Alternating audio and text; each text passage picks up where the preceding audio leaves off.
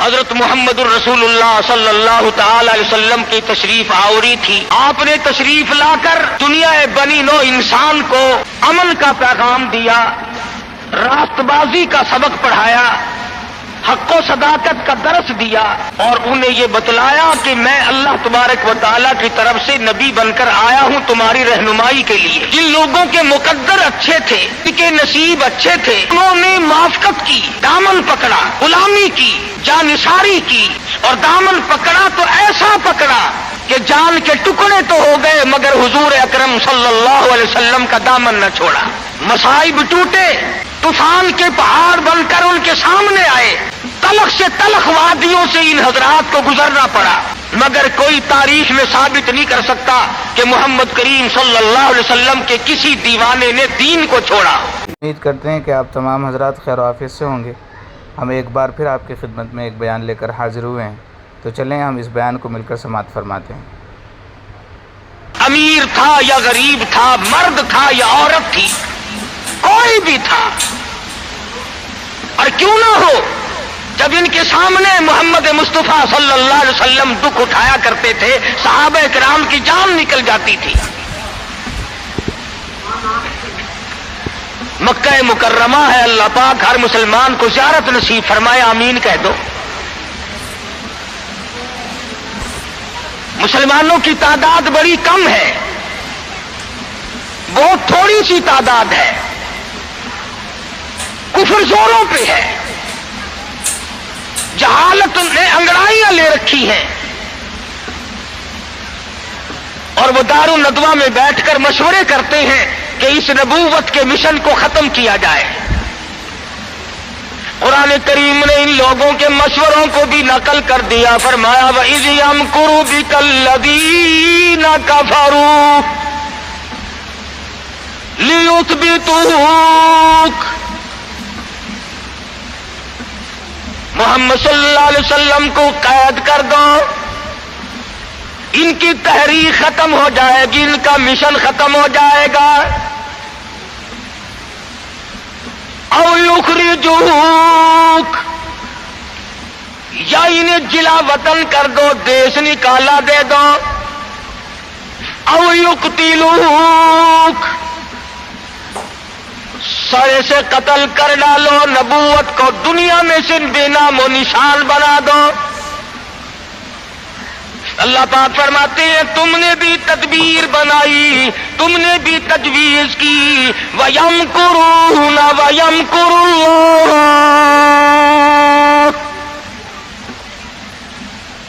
تم نے بھی تجویز بنائی، تم نے بھی پروگرام بنایا، تم نے مشورے کیے میرے نبی کو ختم کرنے کے.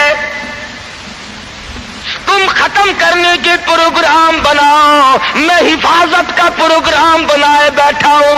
واللہ خیر الماکرین. پھر دیکھیں گے کس کی تجویز کارگر ہے، کون آگے نکلتا ہے.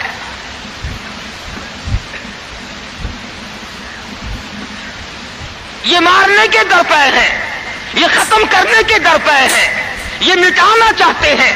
اور اللہ کریم کے سامنے ادھر مدنی کریم صلی اللہ علیہ وسلم ساری رات سجدے فرماتے ہیں. سیدہ عائشہ صدیقہ رضی اللہ تعالیٰ عنہ فرماتی ہے میں سوئی ہوئی تھی، اچانک میری آنکھ کھلی، آپ کا سر سجدے میں ہے، اتنے رو رو کر دعائیں کرتے ہیں، اس قدر آہذاری کی، اس قدر عاجزی فرمائی، آپ کا سانس گھٹنے لگا. عائشہ صدیقہ فرماتی ہے میں کلیجے کو پکڑ کر بیٹھ گئی، کہیں آج میں بیوہ تو نہیں ہو جاؤں گی.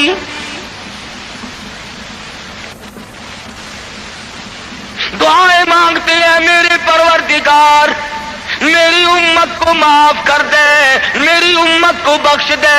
آواز آتی ہے او میرے کالی کملی والے، او محبوب رویا نہ کر، اتنا پریشان نہ ہوا کر. وما کان اللہ لیعذبہم وانت فیہم وما کان اللہ معذبہم وہم یستغفرون.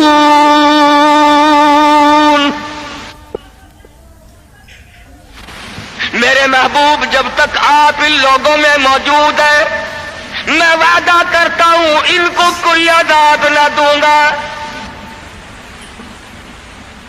ان کو ذلیل نہ کروں گا، ان کو برباد نہ کروں گا۔ اور میرے پروردگار موت تو برحق ہے، موت تو سب کی آئے گی، میں تو یہ وعدہ چاہتا ہوں میرے بعد کی آنے والی، میں جب پردہ کر جاؤں، جب میں رخصت ہو جاؤں، میرے بعد میں جو امت بچے اس کو بھی عذاب نہ دے۔ آواز آئی محبوب تیرے آنسو مجھ سے دیکھے نہیں جاتے، وما کان اللہ معذبہم وہم یستغفرون۔ جو استغفار کرنے والے لوگ ہوں گے، جو مجھے منانے والے لوگ ہوں گے، جو معافی طلب کرنے والے لوگ ہوں گے، میرے محبوب میرا تو سے وعدہ ہے، مجھے اپنی کبریائی کی قسم میں انہیں بھی برباد نہیں کروں گا۔ امت کے لیے رات دن دعائیں مانگی، رو رو کر دعائیں مانگی۔ حضرت ابو ہریرہ رضی اللہ تعالیٰ عنہ فرماتے ہیں مدنی کریم صلی اللہ علیہ وسلم قرآن کی تلاوت فرمایا کرتے تھے، جب عذاب کی آیت آتی اتنا سانس پھول جاتا، اس قدر گھبراہٹ آ جاتی، مجھے یوں آواز آتی جیسے ہنڈیاں کھول رہی ہو۔ نبی ساری ساری رات روئے، نبی کے قدموں پہ ورم آ گئے، ساری رات قرآن کی تلاوت کی۔ امت کی رات فلم میں گزرتی ہے، امت کی رات ٹیلی ویژن پہ گزرتی ہے، امت کی رات بدماشی میں کٹ رہی ہے، امت کی رات بدکاری میں کٹ رہی ہے، سفید داڑھی ہو گئی، قبر کی تیاری ہے، آج تک یہ نہ سوچا ثم لم یتوبوا فلہم عذاب جہنم ولہم عذاب الحریق۔ جلا دینے والا عذاب تباہ کر دے گا۔ کون اس سیرت کو پڑھے؟ قرآن جو سیرت بیان کرتا ہے کوئی کیا سیرت بیان کرے گا؟ صحابہ اکرام نے جن کی آنکھوں نے حضور کا حال دیکھا، تم نے کبھی اپنے نبی کا لباس نہ پوچھا، بٹن کی جگہ میرے آقا کے کرتے مبارک میں کانٹے چبھے ہوئے ہیں، آرام فرماتے ہیں گلے میں کرتا نہیں ہے۔ صحابی نے سوچا مجھ سے زیادہ کسی کو بھوک نہ ہوگی، پیغمبر کے سامنے جا کر کرتا اٹھا دیا، یا رسول اللہ ذرا دیکھو میرا کیا حال ہے، سیدھا نہیں ہو سکتا ہوں، پیٹ پہ پتھر باندھ رکھا ہے، رحمت والے ہاتھوں سے کرتا اٹھایا اور صحابہ کی آنکھوں نے دیکھا ایک کے بجائے 2 پتھر بندھے ہوئے۔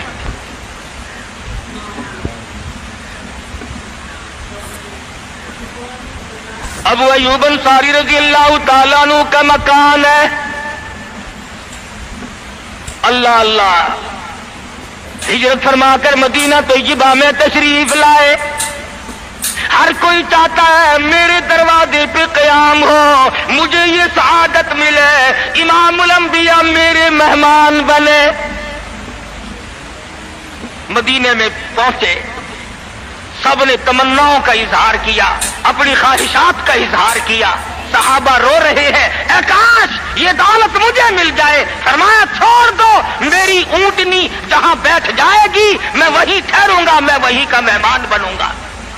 جن گھروں میں بسترے تھے، جن گھروں میں کھانے تھے، جن گھروں میں اہتمام تھا، انتظام تھا، اونٹنی چلتی گئی چلتی گئی چلتی گئی، ابو ایوب انصاری کے دروازے پہ جا کے بیٹھ گئی۔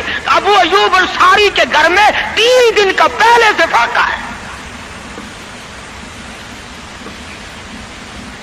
اور مسلمان تو آج مہمان بھی بڑے آدمی کا بن کے راضی ہے، بیٹی دینے کے لیے بڑے آدمی ڈھونڈتا پھرتا ہے، لڑکے کے لیے دلہن تلاش کرنے کے لیے بڑے آدمی ڈھونڈتا پھرتا ہے، رشتے ناتوں کے لیے بڑے بڑے تلاش کرتا ہے، ہر مقام پہ تیری پروں پہ نظر ہے، تو غریب پہ نظر ڈالنا چھوڑ گیا۔ مدنی کریم صلی اللہ تعالی علیہ وسلم کا مدینے میں قیام ہے، اللہ کے حکم سے قیام ہے۔ اللہ میاں نے ٹھہرایا، ابو ایوب انصاری کے مہمان بنایا، جس گھر میں 3 دن کا پہلے سے فاقہ موجود ہے۔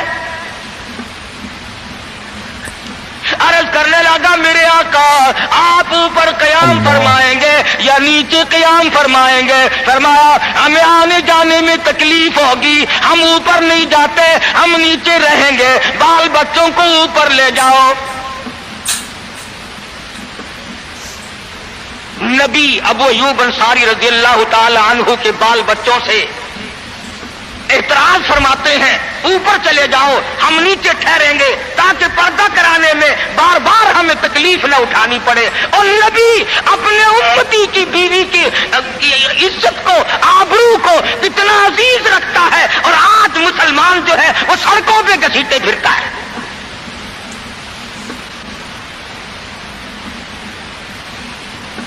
کافی دنوں کی بات ہے، ایک آدمی مجھے ملا، میں نے اخبار، میں روز تو پڑھتا نہیں، اخبار کیا کریں گے، اور میں تمہیں کہتا ہوں یہ تمہارا اخبار پڑھ کر سکھ مسلمان بنے گا؟ یہ تمہارا اخبار پڑھ کر چوڑا چمار ہندوستان کا بنیا اور ہندو وہ اسلام لائے گا؟ میں ابھی 80 میں جب ہندوستان گیا، پٹیالے شہر میں ظہر کی نماز جب میں پڑھ کے نکلنے لگا، ایک عورت نے میرا یہاں سے ہاتھ پکڑا اور کہنے لگی مولوی تو پاکستان سے آیا؟ میں نے کہا ہاں بہن پاکستان سے آیا ہوں۔ رو پڑی اور کہنے لگی وہ محمد ابن قاسم کب آئے گا؟ تم سارے مر گئے، سید کی بیٹی ہو، سکھ کے گھر میں 34 برس ہو گئے خنزیر کھاتے ہوئے، اور کب چھڑاؤ گے؟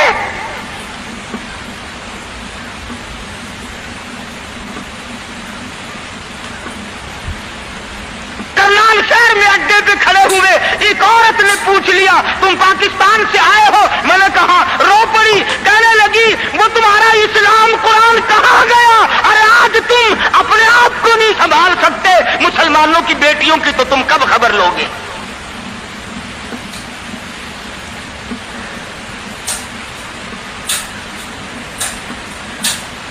مدنی کریم صلی اللہ تعالی علیہ وسلم فرماتے ہیں ہم نیچے قیام کریں گے، تم اوپر چلے جاؤ۔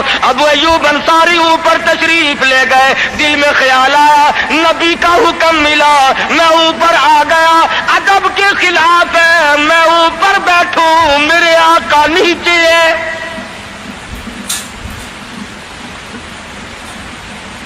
تو نے تو نبی کا ادب کرنا بھی نہیں سیکھا، تو نبی کے ادب کی طرف بھی نہیں جاتا۔ ابو ایوب انصاری سے جا کے پوچھ لے، کوٹھے پہ بیٹھنے کے لیے تیار نہیں، کھڑا ہوا سوچ رہا ہے شش و پنج میں ہے، نیچے جاتا ہوں نبی کے حکم کے خلاف ہو جائے گا، اوپر بیٹھتا ہوں بے ادبی ہو جائے گی۔ علماء نے لکھا ہے ابو ایوب انصاری نے مدینے میں ساری رات منیرے پہ لٹک کے گزار دی۔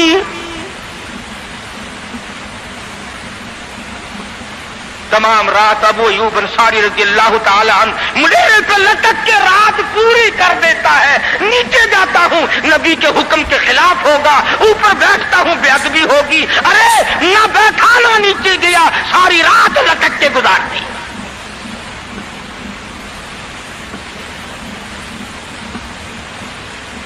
آج ہم سوچنے پر مجبور ہیں کہ آخر ہم بے ادبوں کے ساتھ ہوگا کیا، بنے گا کیا؟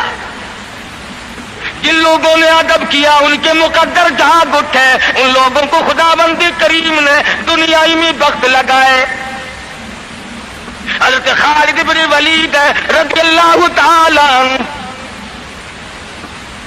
اطلاع دی گئی، خبر ملی کہ عیسائی سردار عیسائی بادشاہ 1.5 لاکھ کے قریب فوج لے کر مسلمانوں پہ حملہ کرنے کے لیے آیا ہے۔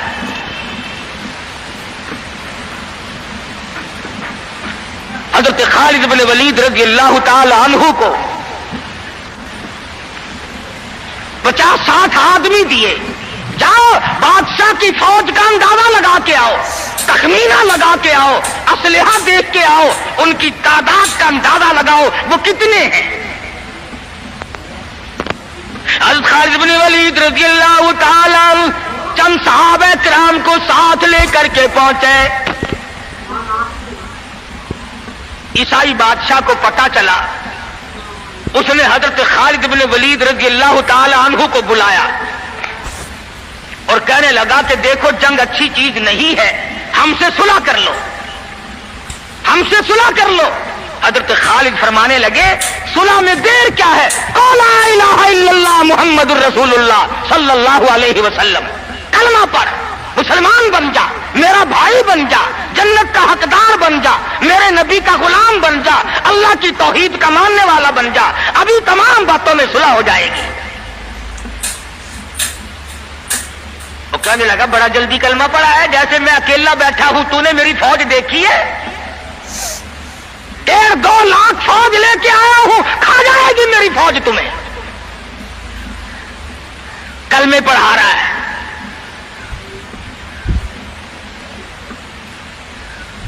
حضرت خالد کو کہنے لگا تجھے پتا نہیں تو کس کے سامنے کھڑا ہے؟ فرمایا ہاں ایک عیسائی کافر کے سامنے کھڑا ہوں. وہ کہنے لگا ہے کوئی جلاد؟ فوراً تلوار لے کر حاضر ہو گئے، کہا اس گستاخ کی گردن کاٹ مارو. حضرت خالد کے ساتھ 2 آدمی اور تھے. انہوں نے یہ نہیں کہا ہے جی اجی ہم تو یوں ہی بات کر رہے تھے جی، اجی آپ برہم ہو گئے، اجی حضور آپ ناراض ہو گئے. حضرت خالد نے یہ نہیں فرمایا کہ باہر والوں کو اطلاع کر دو، وہ 50-60 آدمی تو ہمارے ساتھ مل جائے. 2 ساتھیوں کو فرمایا اب ایک دوسرے کی طرف مت دیکھنا، تلوار نکال لو، انشاءاللہ حوض کوثر پہ ملاقات ہوگی.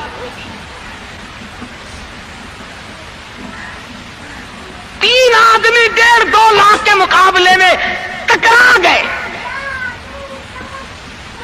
یہ نہ سوچا کہ ہوگا کیا. حضرت خالد بن ولید رضی اللہ تعالیٰ عنہ اور 2 ساتھی اور تمام کافروں کی فوج میں گھر گئے. جنگ شروع ہو گئی. ابو عبیدہ بن جراح رضی اللہ تعالیٰ عنہ کی خام میں مدنی کریم صلی اللہ علیہ وسلم تشریف لائے. فرمایا ابو عبیدہ تو سویا ہوا ہے، میرا خالد گھیرے میں آ گیا.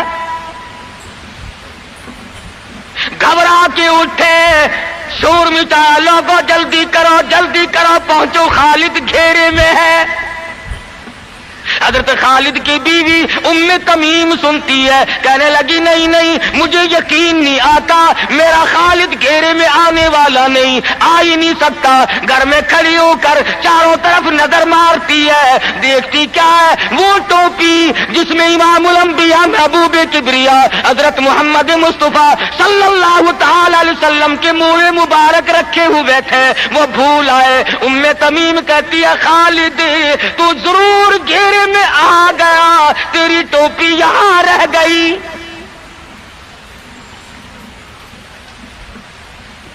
ام تمیم نے ٹوپی لے کر کے شور نہیں مچایا، کپڑے نہیں پھاڑے، چہرہ نہیں نوچا، ابو عبیدہ کے پاس نہیں آئی، بغل میں ٹوپی دبائی، برقع اوڑھا، گھوڑے پہ سوار ہوئی، تلوار لے کر گھوڑے کو سر پٹ چھوڑ دیا. صحابہ دیکھ رہے تھے، ارے یہ کون ہے؟ یہ کوئی جاسوس معلوم ہوتا ہے، اسے پکڑو. صحابہ نے گھوڑے دوڑائے، گھیرے میں لے لیا، پوچھا برقع پوش تو کون ہے؟ کہنے لگی نہ چھیڑو، خالد کی بیوی ام تمیم ہوں. تو کہاں چلی ہے؟ کہنے لگی میرا خالد گھیرے میں آ گیا، ٹوپی گھر پہ بھول گیا، وہ پہنچانے چلی ہوں، ہمیں دے دے ہم پہنچا دیں گے، تو عورت ذات ہے. کہنے لگی خالد کی جو قدر میں جانوں تم نہیں جانتے، جان دے دوں گی مگر ٹوپی کسی کو نہ دوں گی. نکل پڑی، آ کے دیکھا تلواریں چل رہی ہیں، گاجر مولی کی طرح آدمی کٹ رہے ہیں. حضرت خالد بن ولید بیچ میں ہے. ام تمیم نے تلوار نکال کر چلانی شروع کر دی، گاجر کی طرح لوگوں کو کاٹ مارا. خود حضرت خالد کہتے ہیں او میرے ساتھیوں، اس نوجوان کو پہچانو، اس برقع پوش کو پہچانو، اس نقاب پوش کو پہچانو، یہ کون ہے؟ جب سامنے گئی، نقاب اٹھا کے کہنے لگی خالد میری بیوی تمیم یہ ٹوپی بھول آئے ہو پہنچانے آئی ہوں. اور کراچی کے مسلمانوں تم نے کبھی سوچا نہیں خالد کے سر پہ نبی کی ٹوپی نہیں جس میں نبی کے بال رکھے ہوئے تھے وہ گھیرے میں آ گئے. آج تیرے پاس قرآن نہیں تو گھیرے میں ہے. وہ ٹوپی گھر پہ بھول آیا تھا تو قرآن کو مسجد میں قید کر کے آیا. آج تو کفر کے لرزے میں پھنسا ہوا ہے. تو گھیرے میں ہے. تجھے کوئی نہیں نکال سکتا اللہ کے قرآن کے سوا. تم کتنی عسکری طاقت بڑھاؤ تم تعداد بڑھا لو تم چھوٹے بڑے زور لگاؤ کتنی تم کوشش کرو خدا کی قسم جب تک تم اللہ کا قرآن لے کر کے نہیں بیٹھتے اس وقت تک تمہارا گھیرا نہیں ٹوٹ سکتا. تم نے اللہ کے قرآن کو مسجد میں قید کر دیا.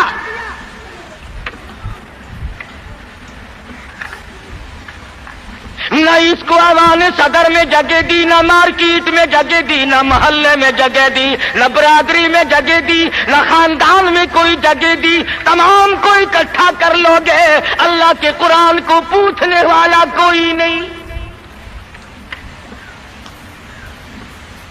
کون پوچھے؟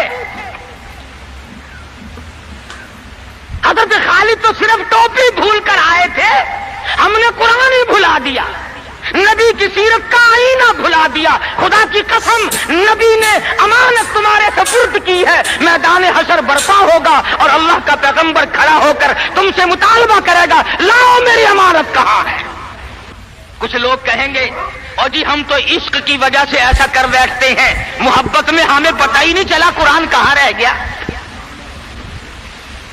محبت میں ہمیں پتہ ہی نہیں چلا قرآن رہ کہاں گیا. اور تجھے کیسی محبت ہے تجھے کیسا عشق ہے کہ تجھے آج تک پتہ نہیں چلا.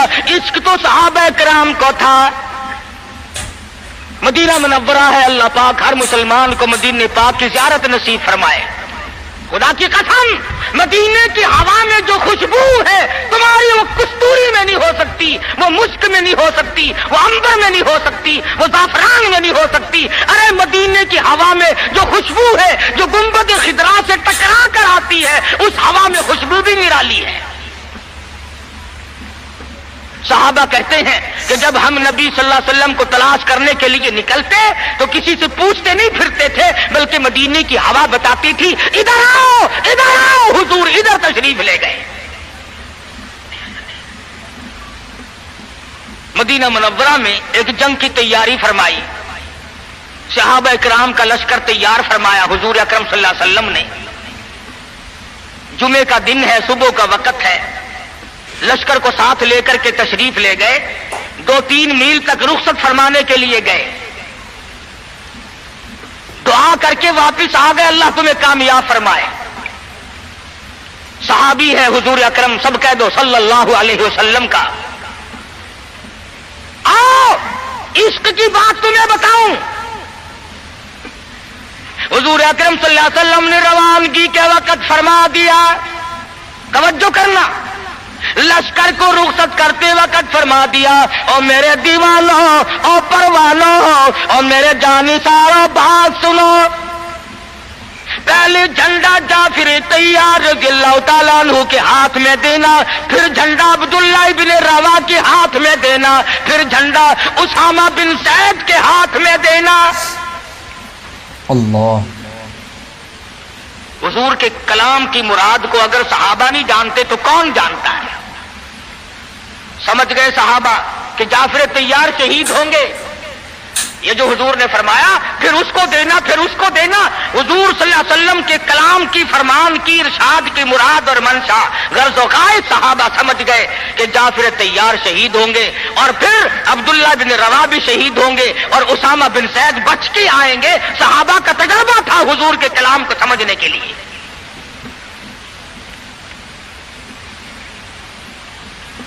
عبداللہ ابن روا رضی اللہ تعالی عنہ نے سوچا کہ تسلی تو میری ہو گئی کہ میں شہید ہوں گا اس جنگ میں واپس نہیں آؤں گا مگر چلو جمعے کا دن ہے سواری میری بڑی تیز ہے میں آخری جمعہ سرکار دو عالم صلی اللہ علیہ وسلم کے پیچھے کیوں نہ پڑھوں اور جمعہ پڑھ کے جاؤں گا، ایک مرتبہ اور اپنے آقا کا دیدار کروں گا۔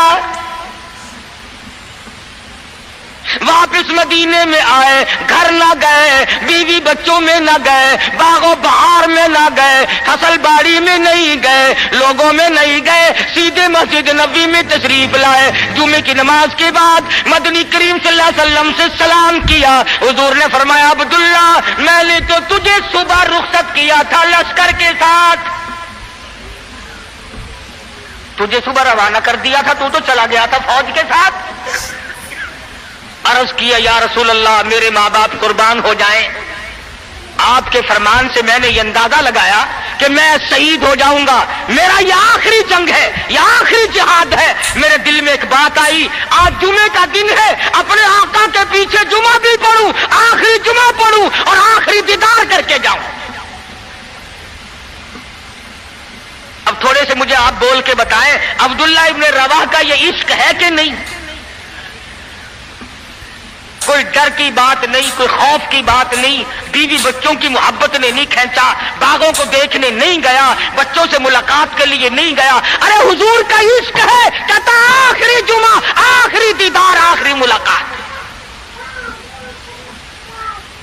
اور عرض کیا میرے آقا، میں اپنے ساتھیوں کو جا ملوں گا، میری سواری بڑی تیز ہے۔ امام الانبیاء محبوب کبریا حضرت محمد مصطفیٰ صلی اللہ علیہ وسلم کا چہرے انور سرخ ہو گیا۔ فرمایا عبداللہ، تو ساتھیوں کو نہیں مل سکتا، نہیں مل سکتا، جب تیرے ساتھی جنت میں جائیں گے 500 سال بعد میں بہشت میں جا سکے گا۔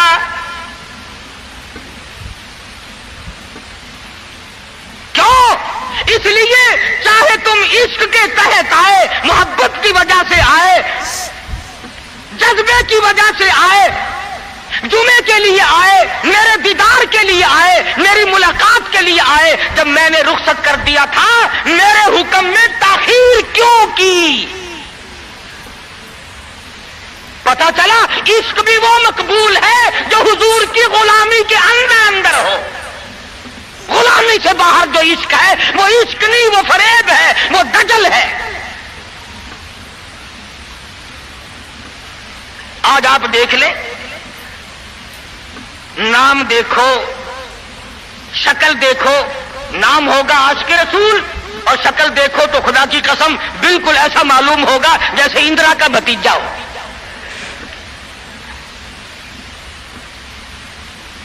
پہچان نہیں سکے گا آدمی۔ کیا کر سکتا ہے آدمی شکل میں؟ صورت نہیں، سیرت نہیں، لباس نہیں، اخلاق نہیں، کردار نہیں، تمام چیزوں کا تختہ نکال کے رکھ دیا ہے۔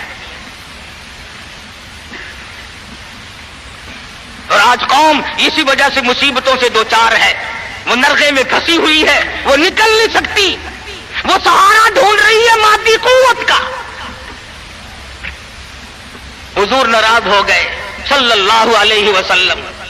صحابی کہتے ہیں میں چاہتا تھا زمین پھٹ جائے، مجھے لقمہ بنا کر نگل جائے۔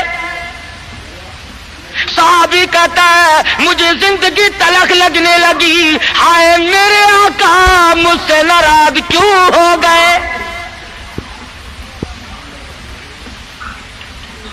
عبداللہ ابن رواح تشریف لے گئے، گھر پھر بھی نہیں گئے، بال بچوں میں پھر بھی نہ گئے، اور جا کر کے جہاد میں شریک ہو گئے۔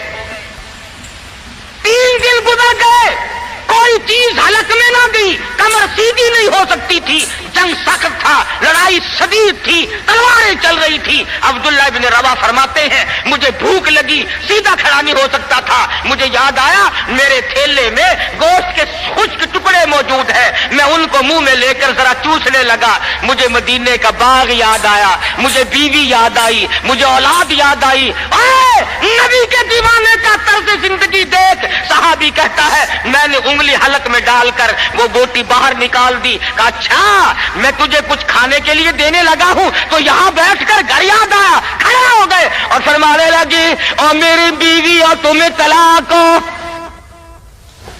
اور میرے باغ بہار جاؤ، اسلام کے لیے وقف ہو تم، آج کے بعد میرے نہیں۔ کسی نے پوچھا کیا کہہ رہے ہو؟ فرمایا ہاں ہاں، نقشہ سامنے کیوں آیا؟ آخری وقت میں دنیا کا نقشہ میری آنکھوں میں کیوں کھینچا؟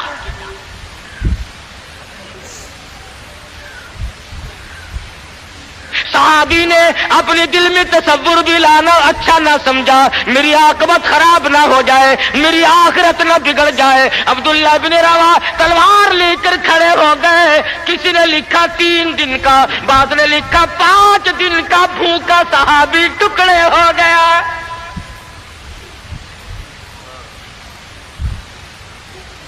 یہ تھا عشق جسے عشق کہا جاتا ہے، لیکن حضور کی اندازہ لگاؤ، حکم میں تاخیر کی وجہ سے 500 سال بعد کو بہشت میں جا سکے گا، اور جنہوں نے حضور کے احکام کو سرے سے ٹھکرا دیا، سرے سے ماننا ہی نہیں، انکار کر دیا، اب یہ فیصلہ تم کرو، اب یہ فتویٰ تم دو کہ وہ جنت میں کب جائیں گے۔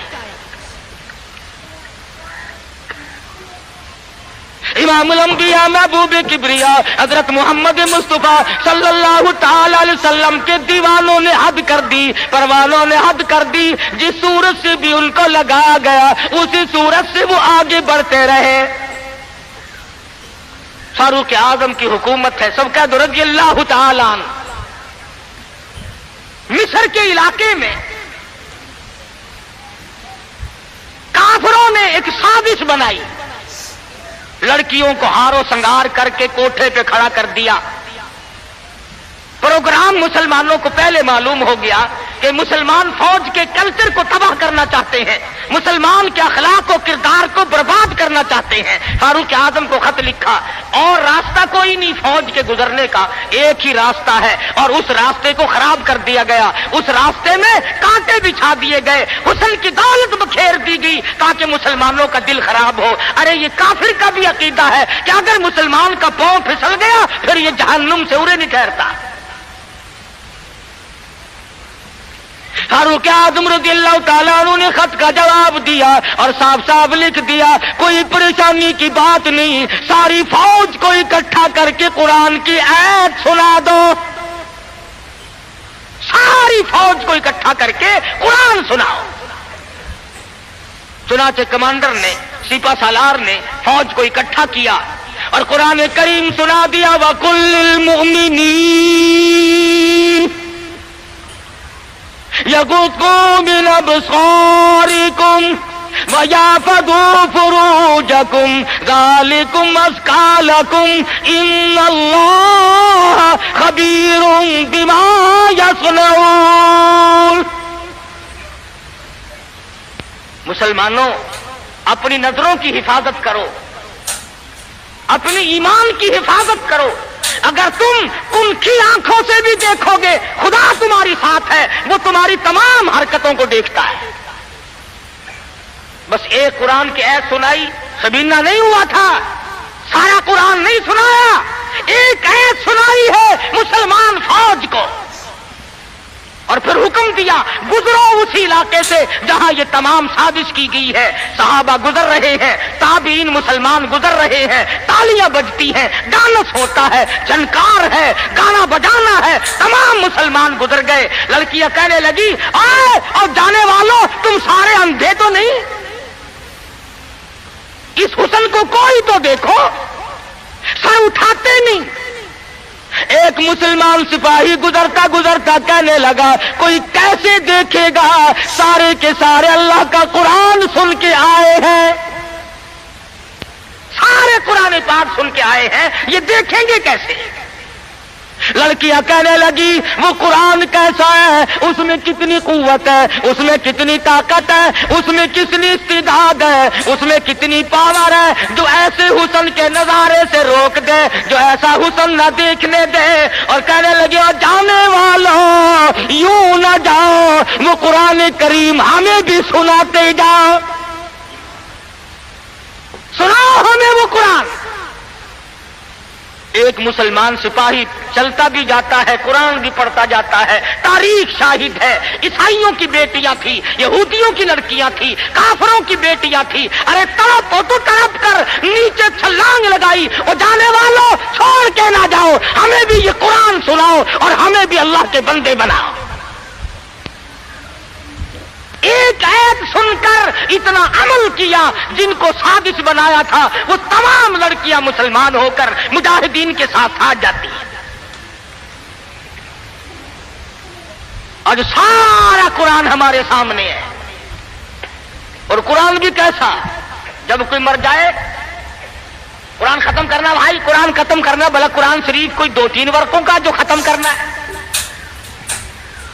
4-5 آدمی بیٹھ جاتے ہیں، ورق گردانی کی، پلٹ دی الٹ دی پلٹ دی الٹ دی، جب اندازہ ہوا نا کہ کھانا تیار ہو گیا، انہوں نے کہا صاحب قرآن بھی ختم ہو گیا ہے۔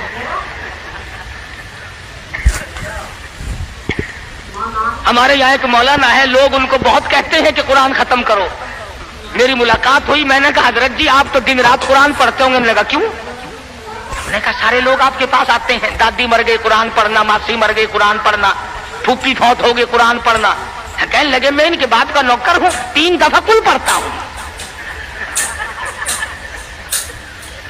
بڑی بات کی اس نے کہ دکان یہ سنبھالے، مکان یہ سنبھالے، کار ان کی، بینک بیلنس ان کا، تمام چیزیں ان کی، ساری رات بیٹھ کر قرآن میں پڑھوں کیوں؟ ہر کوئی اپنی کمائی میں لگا ہوا ہے۔ جو لوگ ملتان جاتے ہیں انہیں پتا ہے کہ چوک بازار ملتان کا سب سے بڑا بازار ہے۔ ایک روز گزرتے گزرتے ایک آدمی آیا اور بڑے مرے دل سے السلام علیکم، میں نے کہا جی وعلیکم السلام، حضور میرے لیے بھی کوئی دعا کرو، کاروبار بالکل نہیں رہا، گندا کاروبار ہے۔ وہ شکر ہے میں نے پوچھ لیا، ورنہ مولویوں کی تو عادت ہوتی ہے اللہ برکت دے جی اللہ برکت دے، اور میں نے پوچھ لیا تیرا کاروبار کیا ہے؟ کہنے لگا کفن بیچتا ہوں۔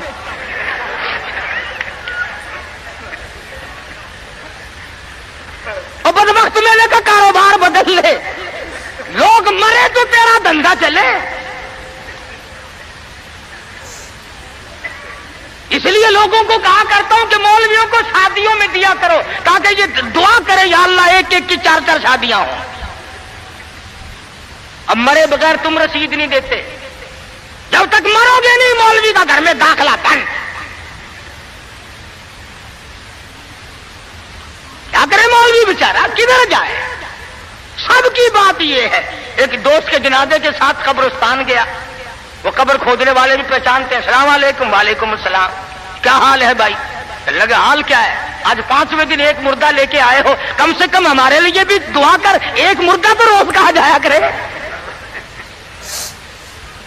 اللہ عقل کرو، شادی میں تو قرآن کو جگہ نہیں دیتا، بنگلے میں، کوٹھی میں، فلیٹ میں، کاروبار میں، دکان میں خدا کے قرآن کو جگہ نہیں دیتا۔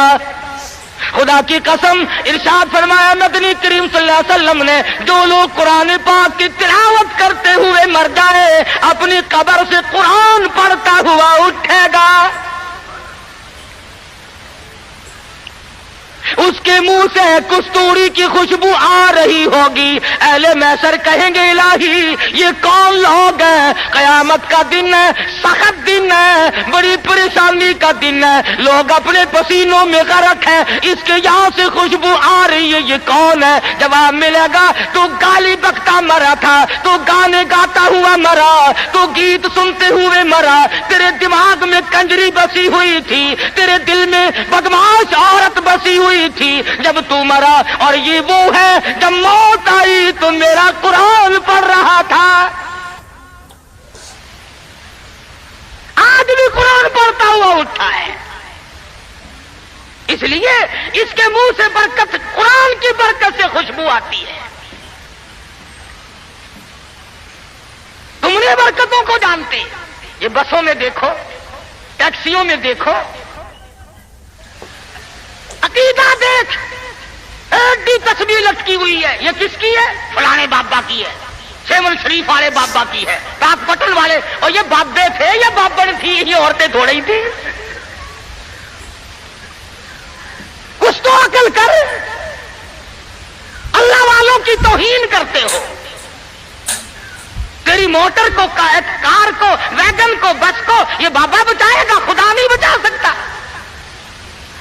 इसलिए धक्के खा रहे हो कि तुम्हारा खुदा रिटायर हो गया। और जब खुदा का दरवाजा आदमी छोड़ता है उसकी अकल मारी जाती है, उसे पता ही नहीं चलता कि औरत का मामला है या मर्द का मामला है। मैं अर्ज कर रहा था कि मुसलमान अगर नबी की सीरत को सुनता है या जानता है और मानता है तो कोई वजह नहीं कि मुसलमान को कुछ देर कर सके। वही खालिद बिन वलीद है, सब कह दो रज़ियल्लाहु ताला अन्हु। एक दूसरा मौका आया, काफिर अपनी फौज को लेके आया, बहुत बड़ा लश्कर है, बहुत बड़ा लश्कर है। कहने लगा खालिद चला जा, भाग जा, वरना बोटियां उड़ा दी जाएंगी तेरी। कहने लगा हाँ हाँ, तेरे जैसे कई देखे बोटियां उड़ाने वाले, क्या बात है। उसने कहा खालिद मैं वो जहर लेके आया हूं कि अगर तलवार बुझा करके मार दी तो टुकड़े टुकड़े हो जाएगा, भस्म हो जाएगा, जलकर खाक हो जाएगा। फरमाया कोई बात नहीं, वो जहर मुझे दिखा। वो काफिर ने, ईसाई सरदार ने वो शीशी निकाल कर हजरत खालिद के हवाले कर दी। हजरत खालिद ने अल्लाह का नाम लिया और लेकर इतना सख्त किस्म का जहर जिसमें नामालूम क्या क्या चीज डाली हुई थी, 2 कतरे जमीन पे टपकाए, जमीन में आग लग उठी, जमीन में आग लग गई। खालिद का ईमान देखो, नबी के दीवाने का ईमान देखो, और नबी का सहाबी है, नबी का जानिसार है, नबी का गुलाम है। हाथ से शीशी ली और बिस्मिल्लाह करके तमाम शीशी को पीकर खालिद सामने खड़े हैं। फरमाने लगे देख तेरे सामने आराम से खड़ा हूं। कहने लगा कि तुम तो कुछ भी नहीं, तुम्हें तो ये जहर कुछ नहीं कहता, तुम क्या खाते हो, तुम क्या पीते हो, तुम्हारा क्या मतलब है, और जाओ अपने खेमे में, मैं तुम्हारे पास आऊंगा। ईसाई सरदार गया, खालिद को कहने लगा वो कुश्ता खिला, वो दवा पिला, जिसको जहर कुछ ना कहे, तलवारें ना डराए, तीर ना डराए, मरने से ना डरे। फरमाया गुसल कर, गुसल किया। फरमाया पढ़ ला इलाहा इल्लल्लाह मुहम्मदुर रसूलुल्लाह सल्लल्लाहु अलैहि वसल्लम, कलमा पढ़ाया। ईसाई कलमा पढ़ के कहने लगा खुदा की कसम अब वही जज्बा, वही हिम्मत, वो कुव्वत मेरे अंदर आ गई, तुम ठहरो, अब इस सारी फौज से मैं अकेला टकराऊंगा। चुनाचे वो टकरा गया और शहीद हो गया। तो ऐसी सूरत में जबकि अकायद का मैदान हमारा ये हो और अमल का मैदान हमारा ये हो और किरदार की सूरत ये हो, तो बात कैसे बने। अल्लाह मियां जानता था कि नबी की आमद की खुशी में नामालूम नाचेंगे, डांस करेंगे, ढोल बजाएंगे, क्या क्या खुराफात करेंगे। यतीम मक्का सल्लल्लाहु ताला अलैहि वसल्लम की पैदाइश में अभी तकरीबन 10 दिन बाकी हैं, 15 दिन बाकी हैं। अबरहा यमन का बादशाह, उसने ये सोचकर कि सारी दुनिया बैतुल्लाह खाने काबा का तवाफ करने जाती है, एक ऐसा कोठा मैं ना अपने मुल्क में बनाऊं, लोग यहीं तवाफ किया करेंगे। चुनांचे अबरहा ने ऐसा ही कोठा बना दिया, ऐलान किया आओ यमन के काबे का तवाफ करो। खुदा की कसम, थे तो काफिर, थे तो बेदीन, थे तो जाहिल, मगर इतना पता उनको भी था कि बैतुल्लाह के सिवा किसी और चीज का तवाफ जायज नहीं। उन काफिरों का यकीन था, उन बेदीनों का यकीन था, उन जाहिलों का यकीन था। अल्लाह तबारक व तआला ने ऐलान कर दिया था बैतुल्लाह के तवाफ के लिए, वाहिदना इला इब्राहीम, इब्राहीम अलैहिस्सलाम ने दुआ मांगी, इसी काबे का तवाफ किया। सारे नबियों ने किया, खलीलुल्लाह ने तवाफ किया, ज़बीहुल्लाह ने किया, कलीमुल्लाह ने तवाफ किया, नूह नजीउल्लाह ने तवाफ किया, ईसा रूहुल्लाह ने तवाफ किया, तमाम के तमाम ने इसी का तवाफ किया। यमन के बनाए हुए कोठे काबे को काफिरों ने कबूल नहीं किया। सारी जमीन पे, सारी कायनात पे, ओ लोगों सब से मैंने पहला अपना घर बनाया, इज्जत वाला बनाया, मक्के में बनाया।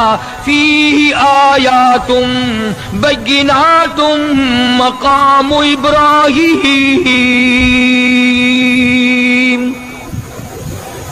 इब्राहिम खलीलुल्लाह ने बनाया, इस्माइल ज़बीहुल्लाह ने पत्थर उठा उठा कर पकड़ाए, सैयदा हाजरा जैसी माई पानी लाती है, हज़रत सारा जैसी रोटियां पका के लाती है।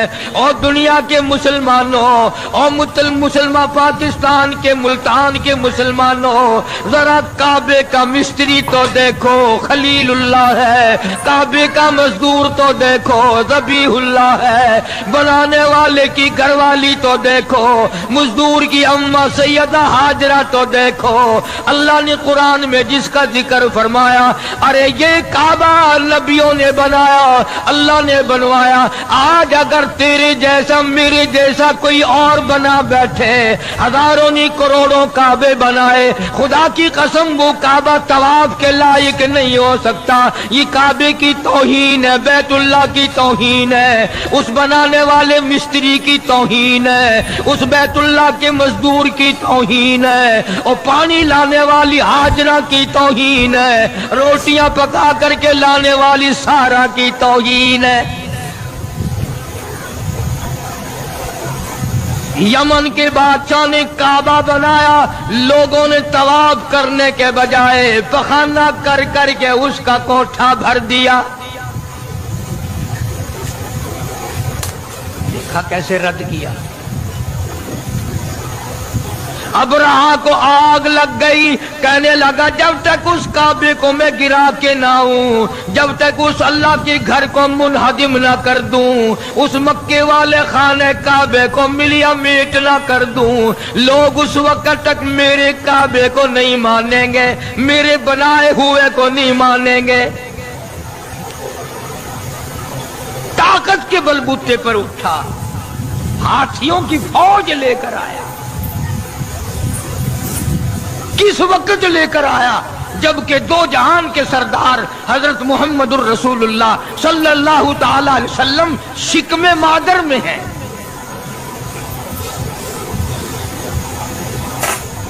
अबरहा ने आकर के अरफात के करीब मुज़दलिफा के बाईं तरफ वादी मुहस्सर में डेरा लगा दिया। अब्दुल मुत्तलिब जो हुजूर का दादा है, उसके ऊंट वहां चल रहे थे। अबरहा बादशाह के सिपाहियों ने सरकार दो आलम सल्लल्लाहु अलैहि वसल्लम के दादा के ऊंट पकड़ लिए। अब्दुल मुत्तलिब को पता चला वहां मक्के में कि मेरे ऊंट बादशाह एक आया हुआ है, हाथियों की फौज है, बड़ी ताकतवर फौज है, और वो ऊंट पकड़ बैठा मेरे और काबे को गिराने आया।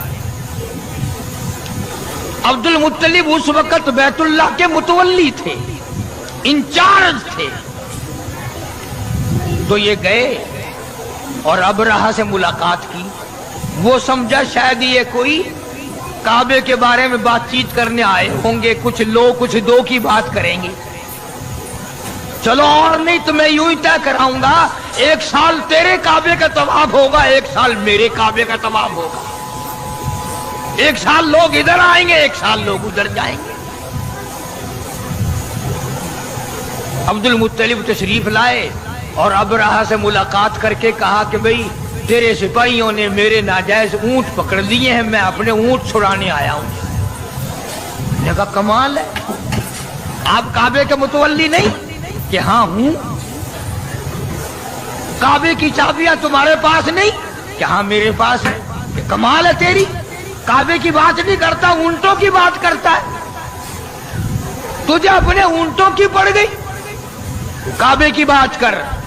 हाँ किस तरह करना है? अब्दुल मुत्तलिब ने जवाब दे दिया, ऊंट मेरा माल है, इसलिए मैं छुड़ाने के लिए आया हूं। और ये तेरे दिल में गलत ख्याल है, काबा मेरा नहीं, काबे वाला कोई और है।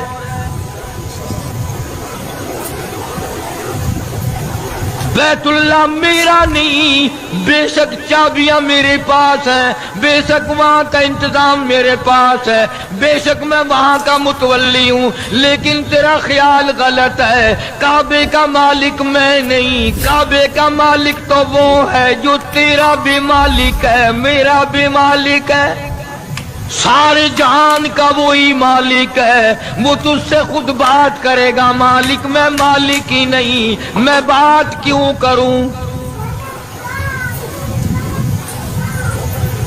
پھر اس نے کہا کہ جی انتظام تو آپ کے پاس ہے نا، جو بات کرنی ہے وہ آپ بات کریں۔ عبد المطلب نے جواب دے دیا، فرمایا میں نہیں جانتا، کعبے والا جانے اور تو جانے، تیرے پاس ہاتھیوں کی فوج ہے، میرے پلے کچھ نہیں، وہ خود تیرا مقابلہ کرے گا۔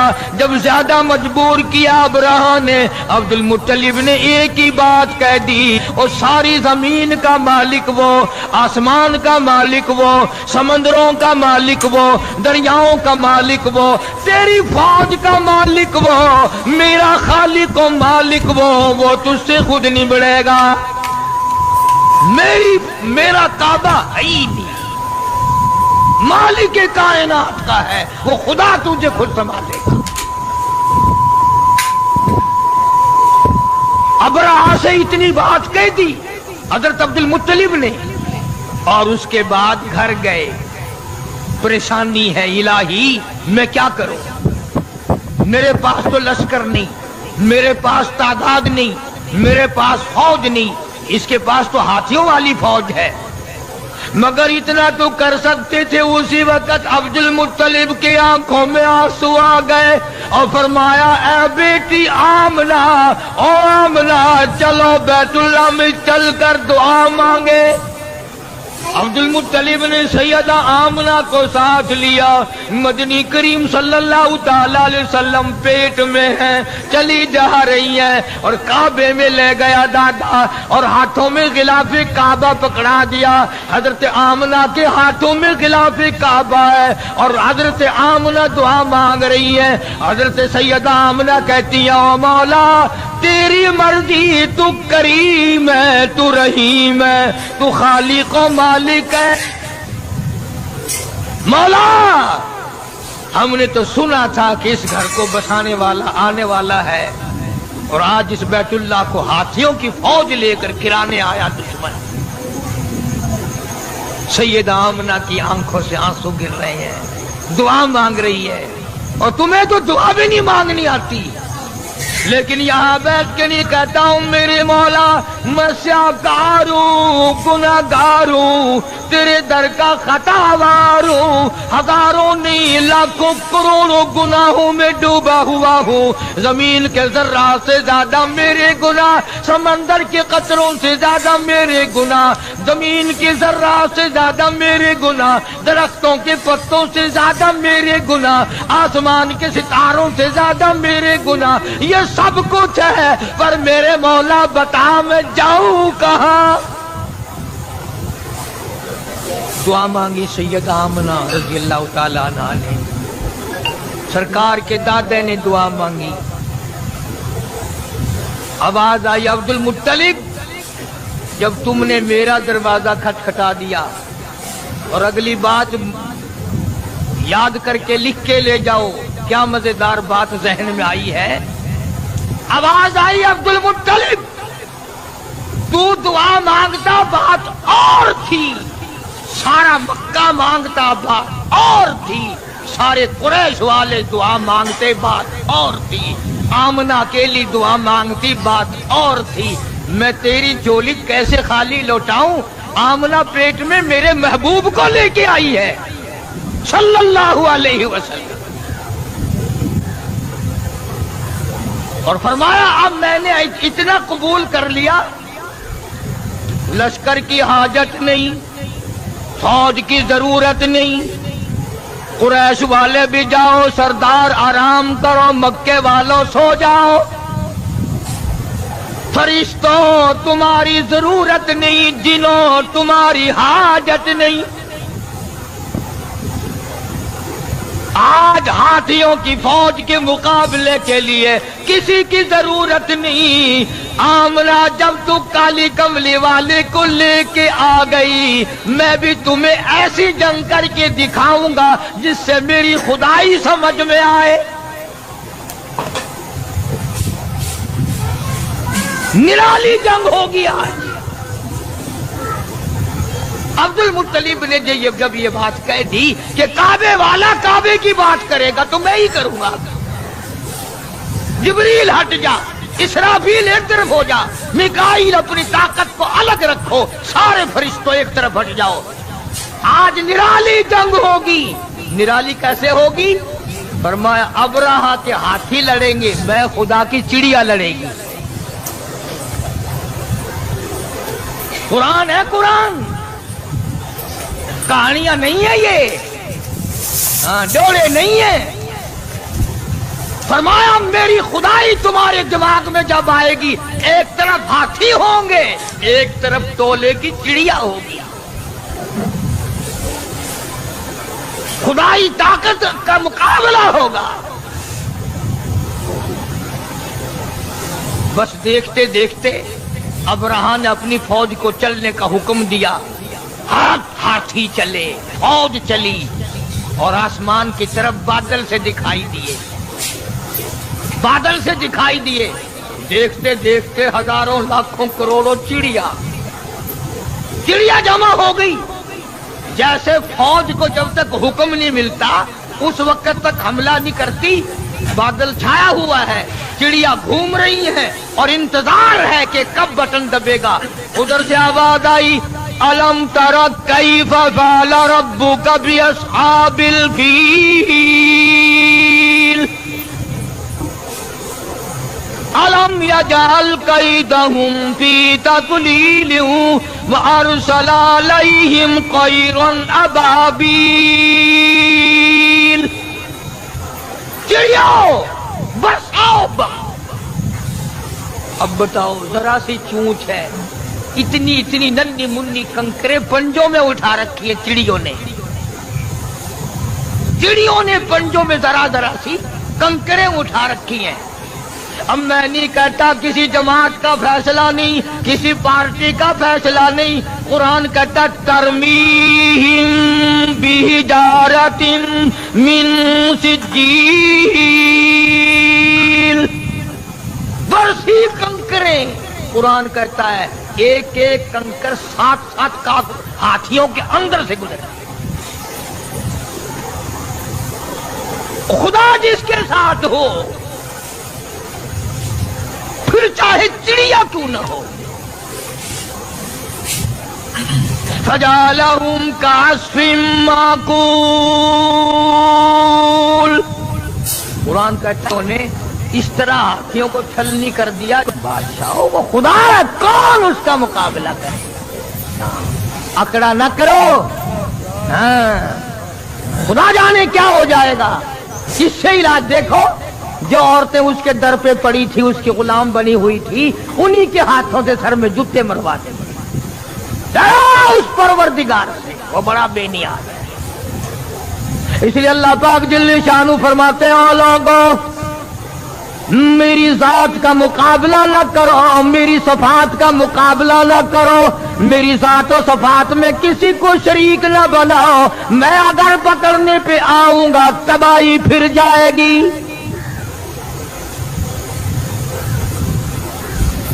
اب رہا گیا اپنے کعبے کو بنانے آیا تھا، سب کچھ کھو بیٹھا.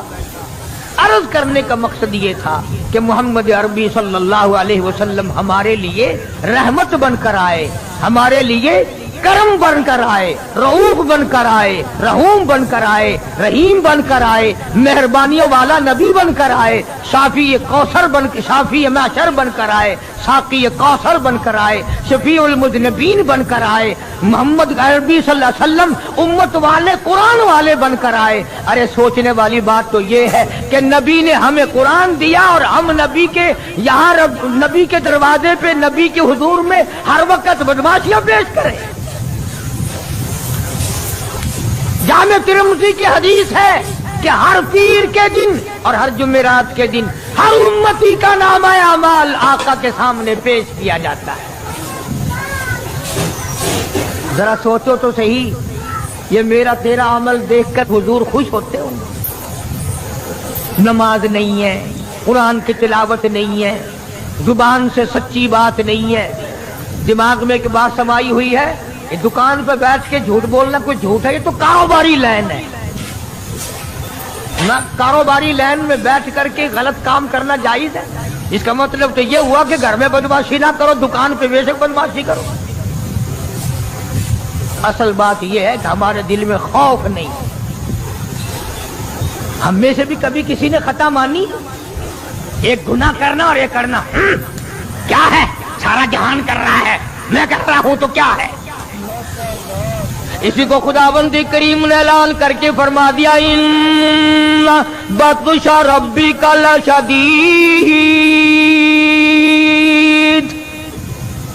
میری پکڑ بڑی سخت ہے. ایسا وقت میں لاؤں گا جنازہ اٹھانے والا کوئی نہیں، کفن دینے والا کوئی نہیں، غسل دینے والا کوئی نہیں، قبر میں دفن کرنے والا کوئی نہیں. سری تمہاری ہوگی، کھوپڑیاں تمہاری ہوں گی، کتے گھسیٹیں گے.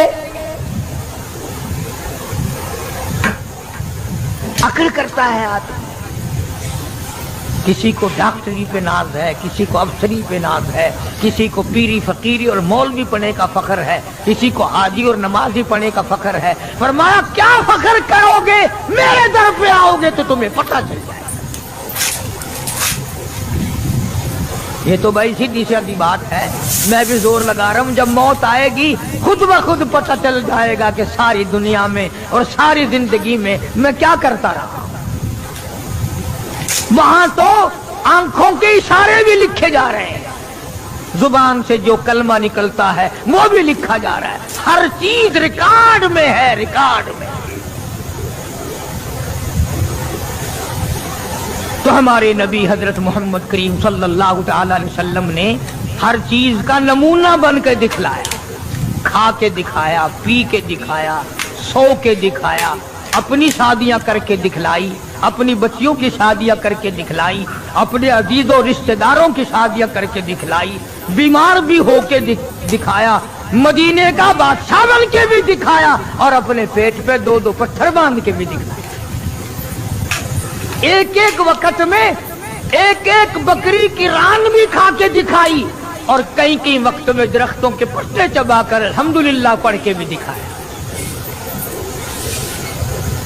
جناب عائشہ صدیقہ رضی اللہ تعالی عنہا فرماتی ہیں کہ کئی مرتبہ ایسا ہوتا تھا مہینوں ایک کھجور کا دانہ اور ایک پانی کا پیالہ، پانی بھی مول ملتا تھا. تو محبوب کائنات صلی اللہ علیہ وسلم نے جنگوں میں فتح کر کے بھی دکھلائی. جنگ بدر کے فاتح کو دیکھو، اگر کسی نے شکست دیکھ لی ہو تو احد کے میدان میں پیغمبر کے چچا کے 11 ٹکڑے اٹھاتے ہوئے کو دیکھو. اگر تمہاری بیٹی ہے، تمہیں اس کے ساتھ نباہ کرنا پڑ رہا ہے، تو تم فاطمہ کے ابا کو دیکھو کہ وہ کیا کرتا ہے.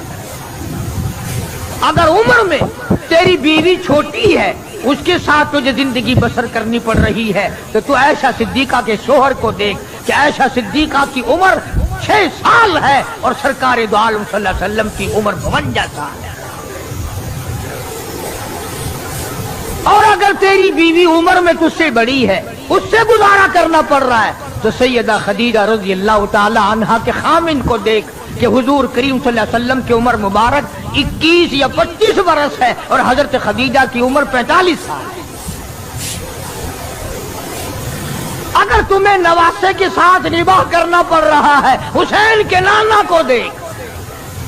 اگر تجھے اپنے داماد کے ساتھ نباہ کرنا پڑتا ہے، علی مرتضی اور عثمان کے سسر کو دیکھ. اور اگر تجھے اپنے سوہرے کے ساتھ نباہ کرنا پڑتا ہے تو پیغمبر خدا صلی اللہ تعالی علیہ وسلم کے ابو بکر صدیق سسر کو دیکھ. کون سی چیز ہے جو میرے آقا کی سیرت میں تجھے نہیں ملتی؟ اپنی زندگی میں انقلاب لاؤ، سچ اختیار کرو، شرافت اختیار کرو، عبادت اختیار کرو، ظلم سے باز آؤ۔ حدیث پاک میں آتا ہے کہ بعضی مرتبہ آدمی ایسا ظلم کر بیٹھتا ہے کہ اس ظلم کو اگر زمین پہ ڈال دو تو زمین میں آگ لگ جائے، سمندر میں ڈال دو سمندر میں آگ لگ جائے۔ یہ سارا جہان ناپائیدار ہے، بے وفا ہے۔ اسی کو شیخ سعدی رحمت اللہ علیہ کیا عجیب نقل کرتا ہے، کہتا ہے کہ یکی بر حسیرو یکی بر سریر، یکی در پلاسو یکی در ہری۔ ایسے ہی دلچسپ اور مزید بیانات سننے کے لیے ہمارے چینل کو سبسکرائب کریں اور بیل آئیکن کو پریس کریں تاکہ ہر آنے والی ویڈیو سب سے پہلے آپ کے پاس پہنچے۔ دعاؤں میں یاد رکھیں اور اپنا خیال رکھیں۔